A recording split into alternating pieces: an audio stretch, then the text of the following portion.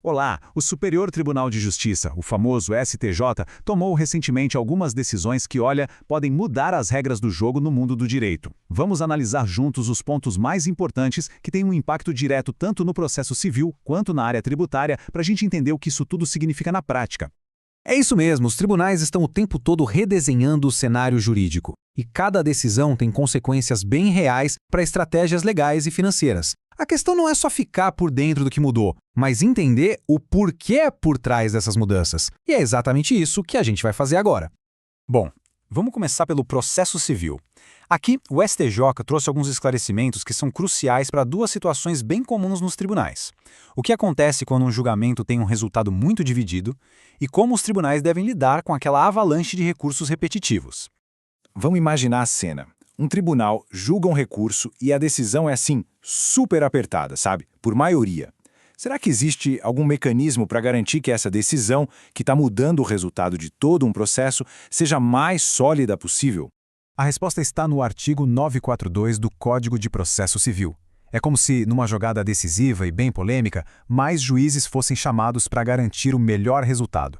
O julgamento para, um quórum maior é formado e eles reavaliam justamente o ponto onde houve a discordância. E a grande novidade que o STJ trouxe é essa aqui. Essa garantia de um julgamento, digamos, mais reforçado, não se limita só à decisão principal do processo. Ela também vale para a fase de liquidação, que é quando se define o valor da condenação. Isso traz uma camada extra de segurança jurídica numa etapa que é super crítica. Agora, outra questão processual bem importante. Pensa assim, um tribunal local decide que um processo deve ser suspenso para esperar uma definição do STJ sobre um tema repetitivo. A parte que não gostou disso pode recorrer na hora, direto para a STJ, para tentar reverter essa suspensão? A resposta do tribunal foi bem direta. E a resposta do STJ foi um sonoro não. Não cabe recurso especial nesse tipo de caso. É uma questão que tem que ser resolvida ali mesmo, na instância de origem. E a lógica por trás disso é bem clara: proteger a eficiência do sistema. O STJ basicamente disse o seguinte: essa análise inicial, para ver se o caso se encaixa no tema, é do tribunal de origem. Imagina se cada decisão de suspender um processo pudesse gerar um recurso imediato para o STJ. O sistema de repetitivos, que foi criado para agilizar, viraria um enorme gargalo. Não faz sentido, né? Mudando de assunto, vamos falar de dinheiro. Mais especificamente, do relógio do dinheiro nas execuções fiscais. O STJ tomou uma decisão muito importante sobre o cálculo de juros que pode sim aliviar o bolso de muito contribuinte por aí. A situação é bem prática, acontece todo dia. Uma empresa ou uma pessoa está numa execução fiscal e, para garantir o pagamento, deposita o valor integral da dívida numa conta judicial. A grande pergunta é, a partir desse momento, a responsabilidade de continuar pagando juros e correção monetária ainda é do devedor? E aqui a gente vê uma distinção que é fundamental. Para dívidas comuns, o STJ já tinha uma posição firmada. Lá no tema 677, mesmo com o depósito, o devedor continuava responsável pelos juros. Mas, olha só, para dívidas fiscais, a regra agora é outra. O depósito integral congela a responsabilidade do devedor. Dali para frente, a atualização do valor é com o banco, não mais com o contribuinte. Mas por que essa diferença toda? A resposta está num princípio-chave do direito: a especialidade. A execução fiscal não segue a regra geral. Ela tem leis próprias, como a Lei de Execuções Fiscais. E essa lei é bem clara ao dizer que o depósito em dinheiro para a contagem de juros para o devedor. E no direito, a regra é simples: a lei especial sempre manda na geral. Vamos então para a nossa última parte, onde vamos analisar duas decisões que falam daquela interação direta entre a Receita Federal e o contribuinte, abordando a modernização dos procedimentos e também a proteção de direitos. A regra da administração pública é bem clara. Para pedir a compensação de tributos, o contribuinte tem que usar um programa específico e enviar a declaração de forma eletrônica. Ok, mas e se alguém, por qualquer motivo, resolve fazer a moda antiga e protocolar o pedido usando um formulário de papel?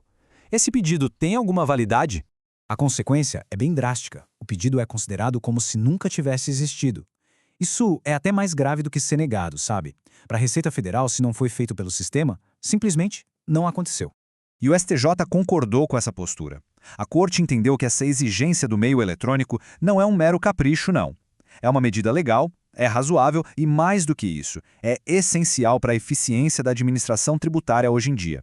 Permite um controle e cruzamento de dados que seria impossível no mundo do papel. A nossa última decisão de hoje envolve este documento aqui, o SEBAS. Ele é super importante para que hospitais, escolas e outras entidades sem fins lucrativos consigam ter o direito à imunidade de impostos, ou seja, não precisem pagá-los. E aqui a gente vê a historinha do caso. Uma entidade, com certificado válido, pediu a renovação direitinho dentro do prazo. Só que o governo demorou uma eternidade para analisar o pedido. E, nesse meio tempo, a Receita Federal quis cobrar impostos, dizendo que o certificado estava vencido. Mas o STJ interveio e disse, opa, não é bem assim.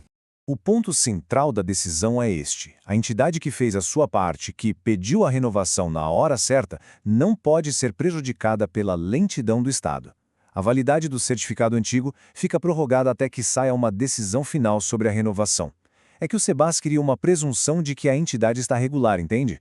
Então, quando a gente olha para todas essas decisões em conjunto, qual é o grande recado que o STJ está passando? O que dá para aprender com esse conjunto de julgados? A gente consegue ver aqui 4 grandes temas, né? O STJ está buscando mais eficiência nos processos, evitando recursos que não levam a nada, também está reforçando a segurança jurídica, deixando as regras do jogo mais claras. Ao mesmo tempo, apoia a modernização da administração pública e, o que é fundamental, protege o contribuinte ou o cidadão contra a ineficiência do próprio Estado. No fim das contas, todas essas decisões giram em torno de uma questão central: como equilibrar a necessidade de um sistema eficiente com a proteção dos direitos do cidadão. Não tem resposta fácil para isso. E observar como o STJ navega essa tensão constante nos diz muito sobre o presente e, claro, sobre o futuro do nosso direito.